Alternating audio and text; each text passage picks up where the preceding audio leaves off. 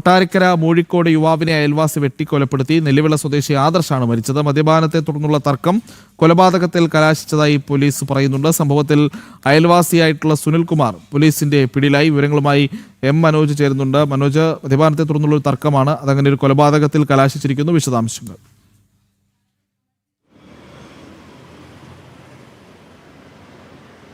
Prajith, Puthur police station പരിധിയിലാണ് ഈ സംഭവം നടന്നിരിക്കുന്നത്. മൂഴിക്കോട് ഈ ഭാഗത്ത് ആദർശ് എന്ന യുവാവാണ്, 30-കാരനായ യുവാവാണ് കൊല്ലപ്പെട്ടത്.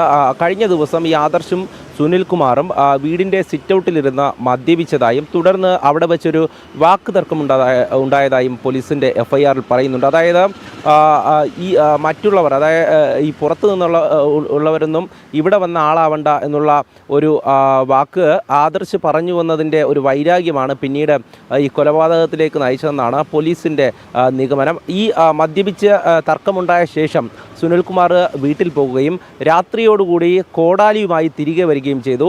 തിരികെ വന്ന് അവിടെയുണ്ടായിരുന്ന ആദർശിൻ്റെ തലയ്ക്ക് വെട്ടിയും ആ കോടാലി കൊണ്ട് അടിച്ചുമാണ് കൊലപ്പെടുത്തിയത്. സംഭവത്തെ തുടർന്ന് പോലീസ് ഈ സുനിൽകുമാറിനെ കസ്റ്റഡിയിലെടുത്തു, അറസ്റ്റ് രേഖപ്പെടുത്തിയതായാണ് വിവരം. എന്തായാലും അയൽവാസിയായ സുനിൽകുമാറാണ് ആദർശിനെ ക്രൂരമായി കൊലപ്പെടുത്തിയത്. ആദർശിനെ ഗുരുതര പരിക്കുകളോടെ ആശുപത്രിയിലേക്ക് പ്രവേശിപ്പിച്ചെങ്കിലും അതിനിടയിൽ തന്നെ മരിച്ചിട്ടുണ്ടായിരുന്നു. എന്തായാലും ക്രൂരമായിട്ടുള്ള ഒരു കൊലപാതകം തന്നെയാണ് മദ്യപിച്ചുണ്ടായ തർക്കത്തെ തുടർന്ന് നടന്നിരിക്കുന്നത്.